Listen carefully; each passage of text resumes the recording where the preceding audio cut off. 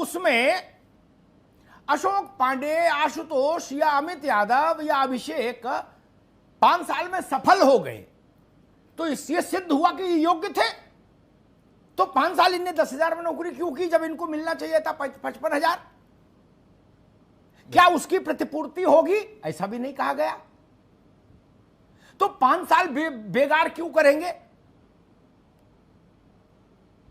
और supreme court का एक निर्णय और याद दिलाता हूं, ऐसे प्रस्ताव चेहरा खराब करते हैं सरकारों का, ऐसे प्रस्ताव अदालतों में गिर जाते हैं मुंह के बल।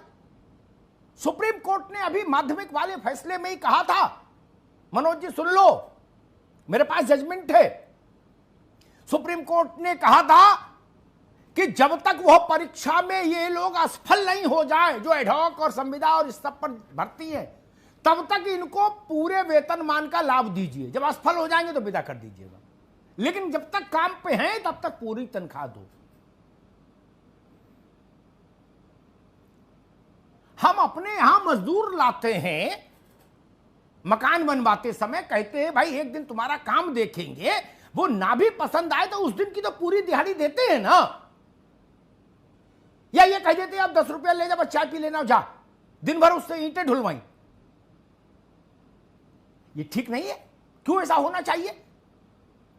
और जब पूरे देश में सरकार केंद्र का एक विजन है कि संविदा का मामला ठीक नहीं, अदालतों ने कहा संविदा का मामला ठीक नहीं, संविदा का अर्थ है शोषण, व्यवस्थागत शोषण, शोषण का इंस्टीट्यूशनलाइजेशन कर देना। ये ठेकेदारी प्रथा है। ठेकेदारी प्रथा से जितनी जल्दी मुक्ति हो उतना अच्छा। बिजली विभाग देख लीजिए 80% संविदा पे चल रहा, स्वास्थ्य में देख लीजिए 70% संविदा पे चल रहा है स्वास्थ्य विभाग। 16-17 लाख संविदा कर्मी है। किसी भी कोण से देख लीजिए, संविदा प्रदेश के हित में नहीं, देश के हित में नहीं, नौजवान के हित में नहीं, सरकारी कार्य की गुणवत्ता के हित में नहीं। फिर क्यों संविदा संविदा चिल्लाए? क्या यह बेहतर नहीं होता कि हम एक ऐसी व्यवस्था बनाएं, सरकारी टेस्ट में आदमी भर्ती हो, कठिन इम्तिहान लीजिए, इंटरव्यू लीजिए, उसके बाद उसको भर्ती करिए और 60 साल तक का अभयदान वाला क्लॉज हटाइए। ये कहिए भाई हर 5 साल पर, हर 3 साल पर, हर 1 साल पर एक आपका मूल्यांकन होता रहेगा, उसी के आधार पर आपको प्रमोशन और तनख्वाह बढ़ाने का काम होगा। और जो आदमी बिल्कुल ही लद्दड़ निकले उसको निकालने का भी प्राविधान कर दो सरकारी नौकरी में ही। क्या दिक्कत है? संविदा का खेल खराब है और राजनेताओं को संविदा क्यों भाती है मुझे उसका भी पता है। मनोज मिश्रा की सरकार है तो 100-200 लड़के लगवा दिए बिजली विभाग में, बोले चढ़ जा बेटा पोल पे संविदा में। उदयवीर सिंह की सरकार आई, इनने 100-200 लगवा दिए। सरकारी में तो नहीं लगवा सकते 100-200, 2 भी नहीं लगवा पाएंगे, इसलिए संविदा अच्छी लगती है। एक संविदा का हाल हम देख रहे हैं। कल्याण सिंह जी के समय जो व्यवस्था शुरू हुई थी शिक्षा मित्रों की, आज उत्तर प्रदेश में क्या स्थिति है? 1,72,000 परिवार, जिसमें कुछ लोग 20-20, 30-30 साल तक संविदा पर ही चल रहे हैं। कितने लोगों ने आत्महत्या कर ली। वो कष्ट नहीं दिख रहा। हम और व्यवस्था को उधर ले जाना चाहते। मैंने कहा इस विषय पर बहस होनी चाहिए, चर्चा होना चाहिए, क्योंकि अभी ये प्रस्ताव चर्चा के स्तर पर है, जैसा आर.के. तिवारी ने कहा, मुख्य सचिव ने। तो चर्चा में हमने कहा हम भी भागीदारी कर लें। ये लोकतंत्र है, यहां सब वर्गों की आवाज आनी चाहिए। सबसे पहले मैं प्रतियोगी जो छात्र है इन्हीं से बात शुरू करूंगा। ये स्टेक होल्डर है, राजनीतिक लोग तो उस पर क्रिया प्रतिक्रिया देंगे। आशुतोष गिरी, ये जो नया प्रस्ताव आपने देखा होगा, सुना होगा, पिछले 2 दिन से जेरे बहस है। आपको इस प्रस्ताव में क्या अच्छा लग रहा है, क्या खराब लग रहा है?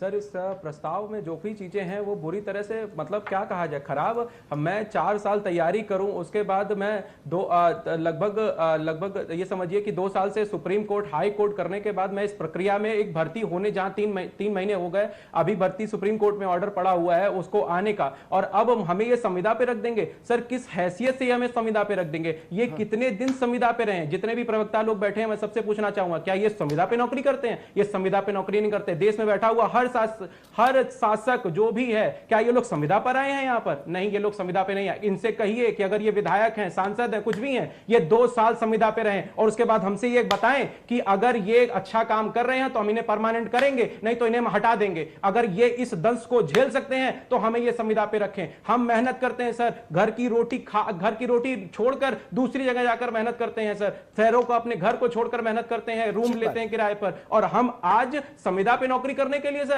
अरे हम पहले से ही 5 साल संविदा पे नौकरी करें, उसके बाद हम बाहर निकल, हमें परमानेंट करेंगे कि नहीं करेंगे ये भी नहीं पता। अच्छा सर, एक बात का जवाब मैं मनोज सिन्हा साहब से चाहता हूं, मनोज मिश्रा साहब से चाहता हूं कि अगर मैं समूह ग पर मैं 5 साल में करता हूं और 3 साल बाद प्रमोशन होता, अगर मेरा प्रमोशन हो जाएगा, क्या मैं, अगर मैं समूह ग से समूह ख में चला गया तो क्या मुझे फिर 5 साल संविदा पे रहना पड़ेगा? इन चीजों का जवाब इसका जवाब हम ही दे दें बेटा। रुको, अगर ये नहीं कर सकते, सरकारी नौकरी नहीं दे सकते, तो ये कह दे कि हम नहीं दे सकते। एक मिनट रुको भाई, रुक जाओ, मनोज मिश्रा तक जाने की जरूरत नहीं, इसका जवाब हम दे दें।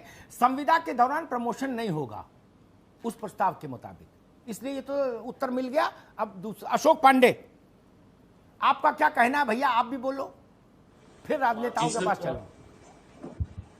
जी सर, पहले तो आपको शुक्रिया सर कि धन्यवाद। बोलो अपनी बात बोलो भाई। आवाजों को पहले से भी उठाया है और अभी भी उठा रहे हैं सर। समूह ख और ग जो जिस विषय पे सर बहस हो रही है, पहले तो हम लोग जैसे लोग सर सिविल सेवा की तैयारी करते थे और वहां का ढंग से होता था कि किसी कारण से नहीं होते थे तो हम सर प्रांतीय सिविल सेवा में आते थे। लेकिन राज्य सरकार ने क्या किया है कि इसको भी संविदा पे ला दिया है। इन्होंने सर ये कारण दिया है कि हमारा धन इससे बचेगा या जो भी बचेगा। अनेक तरीके से बताना चाहूंगा कि राज्य के नीति निर्देशक तत्व में कहा गया है कि राज्य की जो अवधारणा है कल्याणकारी राज्य की अवधारणा है सर। तो अगर ये नौकरी नहीं दे सकते हैं लोगों को रोजगार नहीं दे सकते हैं, और बात है सर संविदा का मतलब आपने पहले ही बता दिया सर, ठेका। इसमें खुले तौर पे भ्रष्टाचार होगा, यहाँ पे अपने लोगों को भरा जाएगा।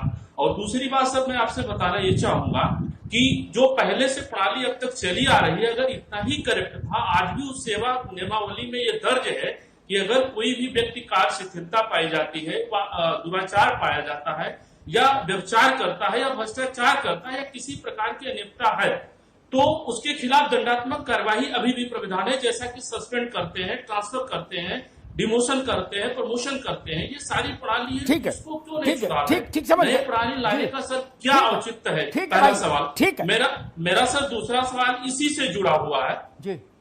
बोलो जल्दी से बोलो जी। दूसरा सवाल मेरा इसी से जुड़ा हुआ है कि राज्य सरकार ये संविदा पे नौकरी ला रही है। अभी सर फिलहाल पीसीएस का रिजल्ट आया है, आज हिंदी दिवस है। मुझे कह करके सर इतना आश्चर्य हो रहा है कि पीसीएस रिजल्ट को आप 2018 का देखिएगा, टोटल हिंदी मीडियम को सर बाहर किया जा रहा है। ये भी सर बहुत बड़ा मुद्दा है। ठीक है, उस पर रुकिए, उस पर अलग से बहस करेंगे, उस पर अलग से। अशोक पांडे रुकिए, उस पर अलग से बहस करेंगे। एक दिन में मैं एक ही विषय बहस करता हूं, बहस को घालमेल मत करिए। अमित यादव, आप भी अपनी बात रखिए, जी फिर मैं राजनेताओं के पास चलूं।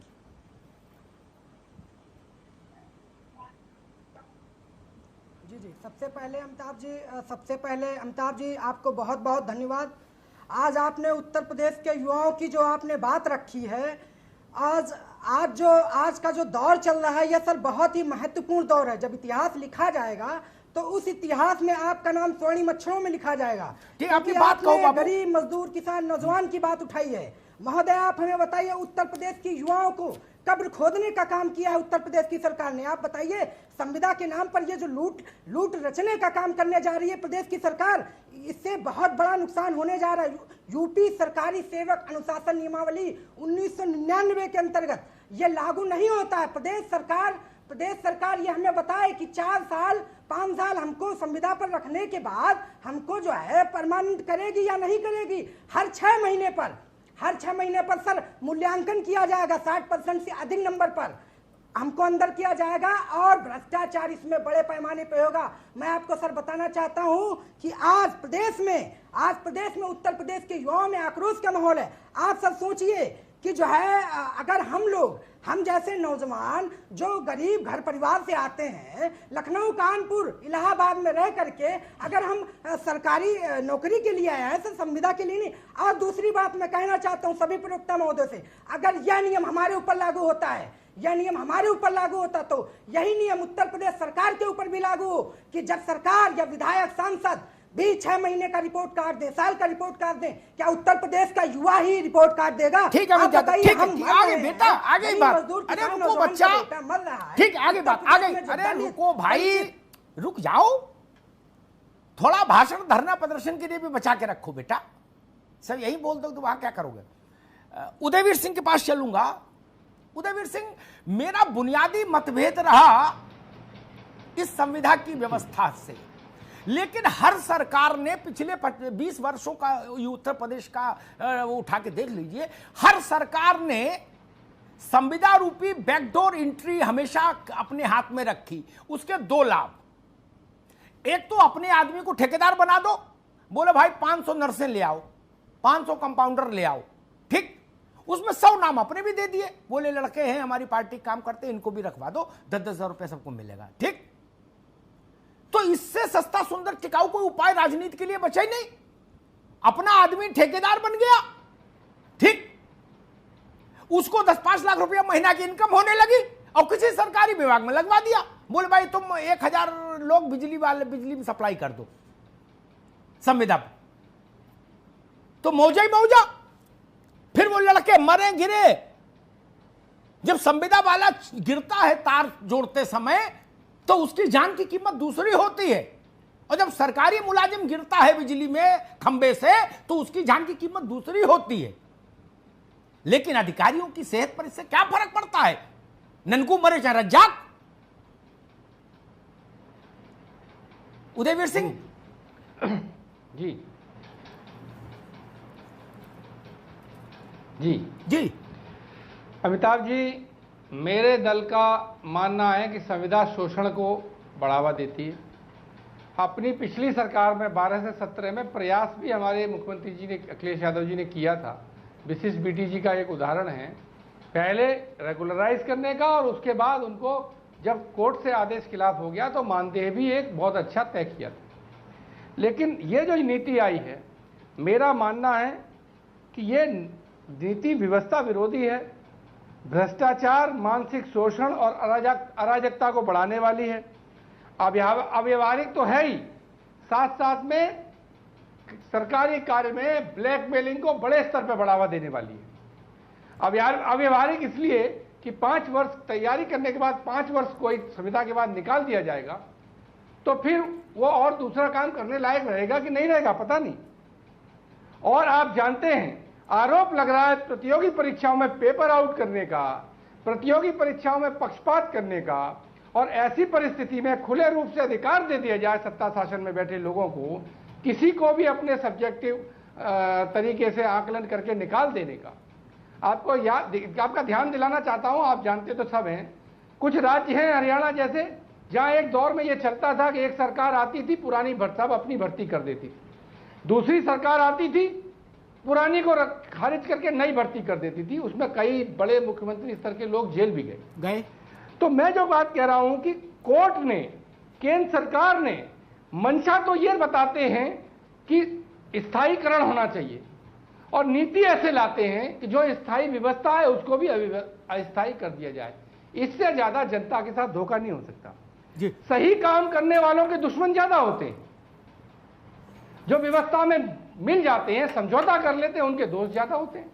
मूल्यांकन उनका ही अच्छा होता है जो सबको खुश रखते हैं जी। तो ऐसे इस स्थिति में तो पूरी व्यवस्था पंगु हो जाएगी जी। ठीक बात उदयवीर जी। और मैं आपसे एक बात और कहना चाहता हूं जी, मैं अभिषेक, राजनीतिक विद्वेष के हिसाब से काम होगा जी।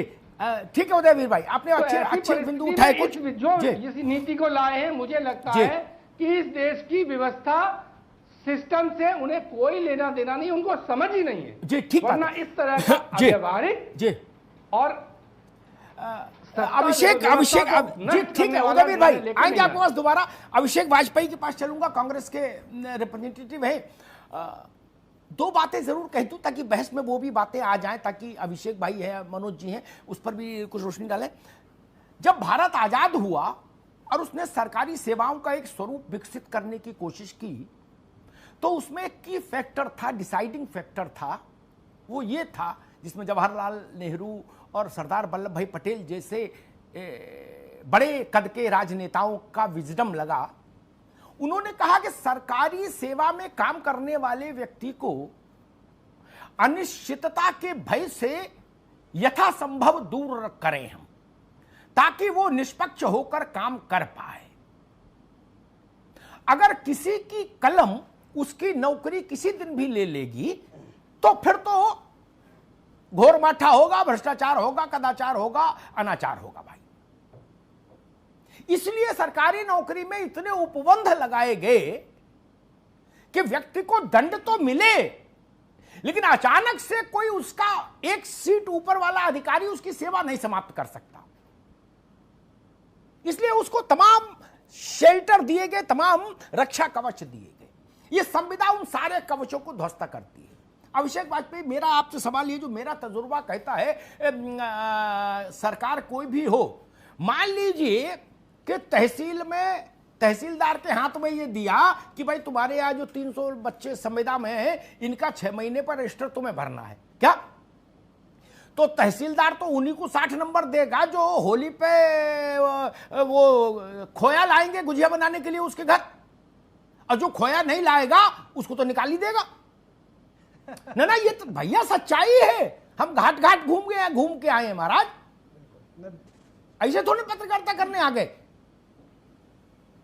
जो खोया लाएगा उसी को 60 मिलेंगे, और जो खोया नहीं लाएगा चाहे बाजार से खरीद के लाए, जो नहीं लाएगा वो जाएगा। तब क्या होगा अभिषेक वाजपेयी?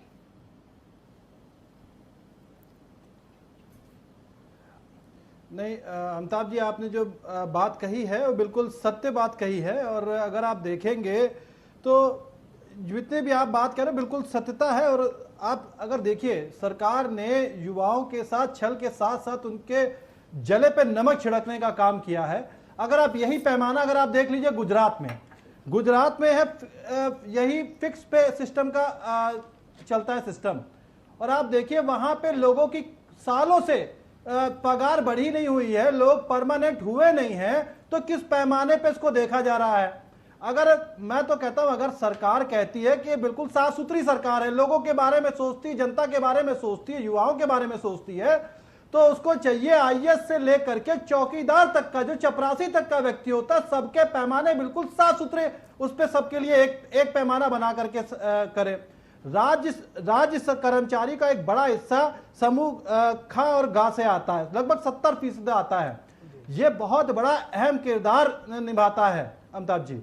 और अगर आप ये देखिए कि जो सरकार नौकरी दे नहीं सकती है, वो किसी के मौलिक अधिकारों का हनन क्यों कर रही है? इससे क्या होगा कि जैसा कि आप पहले भी बता चुके हैं, सिर्फ घूसखोरी बढ़ेगी, लोगों में असुरक्षा का माहौल पैदा होगा।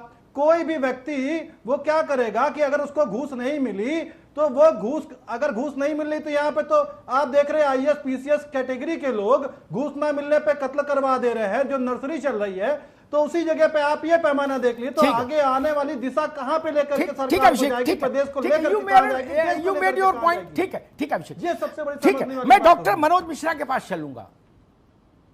मनोज जी, बड़ा व्यवहारिक सवाल रखता हूं जिसमें हिपोक्रेसी ना हो, वो बात हो जो जनता समझे और जो सच्चाई है जमीन की, दार्शनिक बात नहीं। जब हम खाद्य अधिकारी को, जिला खाद्य अधिकारी को उसके यहां भर्ती 500 बच्चों का भविष्य सौंप देंगे, तहसीलदार को सौंप देंगे, सीएमओ को सौंप देंगे, तो खोया ही एकमात्र कसौटी बन जाएगी। खोया लाया तो अंदर आए, खोया नहीं लाया बाहर जाए। 60 और 40 में कौन फैसला करेगा 60 किसको मिले और 40 क्यों मिले? हजार लाखों की संख्या में बच्चा होगा, चाहे जिसको जितने दे दो, तब तो चल गया शासन और प्रशासन और हो गई जनसेवा महाराज। ननको भी रोता फिरेगा सड़कों पे और रज्जाक भी। मनोज मिश्रा जी। जी हाँ, देखिए अमिताभ जी, आप बहुत अच्छा विषय लाते हैं और जनता और युवाओं से जुड़ा होता है, आपको धन्यवाद। लेकिन कुछ विषय है जो मुझे भी कहने थे। जी बिल्कुल कहिए। कि मैं लगातार छात्रों के ही संपर्क में रहता हूँ और विभिन्न स्तरों के छात्रों के संपर्क में रहता हूँ। तो पहली बात तो ये है कि ये अभी मुख्य सचिव जी ने भी कहा है कि विचार के स्तर पर। तो दूसरी बात ये है कि इसकी जो एंट्रेंस प्रोसेस है कि इसमें नियुक्ति कैसे होगी, ये बोर्ड क्लियर नहीं। कि ऐसा नहीं होगा कि एक अधिकारी पूरी भर्ती कर देगा, एक विभाग की या एक क्षेत्र की या एक जिले की, ऐसा नहीं होगा। क्योंकि कोई एजेंसी है और वो एजेंसी ही तय करेगी कि लोगों की भर्ती होनी चाहिए। भर्ती के बाद 5 साल तक जो प्रस्ताव पढ़ने में आ रहा, जो अखबारों में आ रहा, जो अन्य माध्यमों से आ रहा, उसके आधार पर कह रहा हूँ। क्योंकि वो 5 साल तक संविदा पर रहेंगे और 60% से अधिक अगर अंक आएंगे तो उनका संविदा रेगुलर होगा। और ये साल में 2 बार होगा और 100 नंबर की 5 खंड दिए गए हैं। उन खंडों में एक में कंप्यूटर टेस्टिंग है, एक में कुछ है, इस तरह से है, उनको पार करेगा। तीसरी बात, सरकार कोई भी हो वो जनता के बहुमत से आती है, चाहे हमारी सरकार हो चाहे हमारी 25 सदस्यों की सरकार। ठीक बात है। तो सरकार का सदैव ध्यान ये होता है कि प्रदेश की 24 करोड़ जनता के हित की बात करना, कुछ मुट्ठी भर लोगों की नहीं।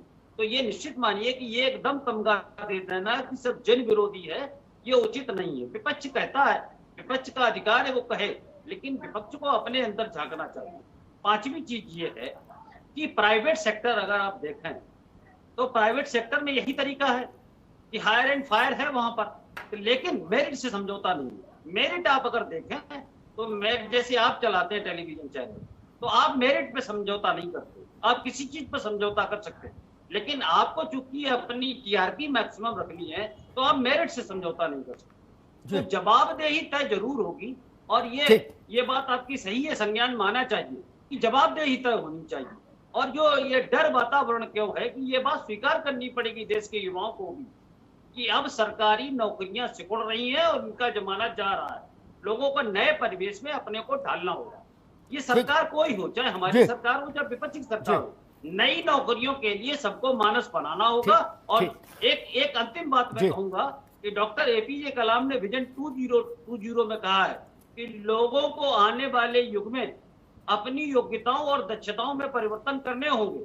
ये उन्होंने विजन 2020 में कहा है। तो मतलब ये उन्होंने उस समय समझ लिया था कि लोगों को अपनी परिवर्तन करने होंगे। तो निजी क्षेत्र के लिए या इस तरह की नौकरियों को लोगों की मानसिकता तैयार करनी पड़ेगी। बिल्कुल ठीक बात मनोज जी। अब 2 बातें कह के मैं ब्रेक पर जाऊंगा, अभी नहीं आएंगे अभिषेक आपके पास। जिनके उत्तर नहीं मिले मैं चाहूंगा कि अगले चरण में जब मनोज जी के पास अवसर आए तो वो इन प्रश्नों का उत्तर दें। मैंने देश की सबसे बड़ी अदालत के 2 निर्णयों को उद्धृत किया जिसमें उसने कहा, टाइम दिया है कि सारे स्कूलों में प्रदेश भर के नियमित शिक्षक की नियुक्ति होनी चाहिए। एक भी दाएं बाएं का शिक्षक नहीं कि ये सोमवार को आएगा, ये मंगल को आएगा, ये बुध को आएगा, ये नीली कमीज पहनेगा, ये पीली कमीज पहनेगा, ये 15,000 पाएगा, ये 14,000। नहीं, ये सब ड्रामा बंद करो। सरकारी नौकरी व्यवस्थित ढंग से एक ईमानदार टेस्ट के जरिए दीजिए, एक कमीशन बनाइए, सुप्रीम कोर्ट में कंप्लायंस रिपोर्ट फाइल करिए। सुप्रीम कोर्ट से रमेश पोखरियाल निशंक जो पॉलिसी लेके आए हैं, राष्ट्रीय शिक्षा नीति, न्यू एजुकेशन पॉलिसी 2020, उसने कहा है 2022 तक देश में एक भी स्कूल ऐसा नहीं बचेगा जिसमें संविदा का छोटा भाई, संविदा का बड़ा भाई टाइप की कोई भर्ती रहे। देयर इज नो संविदा at all in education system. वो उन लोगों ने चिंतन नहीं किया क्या? केंद्र सरकार ने चिंतन नहीं किया? 60,000 लोगों से बातचीत करके बना है न्यू एजुकेशन पॉलिसी का ड्राफ्ट, 60,000 लोगों से देश में। आप तो अध्यापक हो मनोज भाई। और आखिरी बात कह के ब्रेक पर जाता हूं। सरकारी नौकरी में प्रोबेशन का प्रावधान क्यों रखा गया था? इसीलिए रखा गया है, वो आज भी लागू है। प्रोबेशन में परखिए, नहीं फिटे हटा दीजिए। यह स्कोप तो आज सरकारी नौकरी में है ना। ये कहा कि सरकारी में जो घुस गया वो फिर बाहर नहीं जा सकता, अनिवार्य सेवा समाप्ति भी है। लेकिन ये मामला वैसे ही है कि कोई ये कहे कि 5 साल के लिए बिटिया छोड़ जाओ, सास ससुर देवरानी जिठानी सब परखेंगी बिटिया को, और तब 5 साल बाद रिपोर्ट देंगी कि लड़की ठीक है तो शादी करेंगे, नहीं तो भैया वापस ले जाओ। ये रास्ता ठीक नहीं। लड़की के 10 इम्तिहान लीजिए, लेकिन जब सहमति दीजिए तो बहू बनाइए और मान से रखिए। वही बात मैं नौजवानों के लिए कहूंगा। कोई ये स्वीकार करेगा कि बिटिया 5 साल के लिए छोड़ जाओ और हर साल इसका जिठानी देवरानी सास सब मूल्यांकन करेंगी, साल में 2 बार। जिठानी कहेगी कढ़ी ठीक नहीं बनाई, देवरानी कहेगी गुलगुले नहीं बनाना जानती। मनोज भाई, किसी को निकालना हो तो 100 रास्ते निकल आते हैं, है ना। उसमें एक मसला यह भी है राष्ट्रभक्ति, राष्ट्रनिष्ठा। अब ये तो तहसीलदारी तय करेगा कि राष्ट्रभक्ति किसकी कितनी % है। उसका कोई थर्मामीटर है। ब्रेक पर जा रहे हैं, उसके बाद आएंगे तो इन सवालों पर भी चर्चा करेंगे भाई।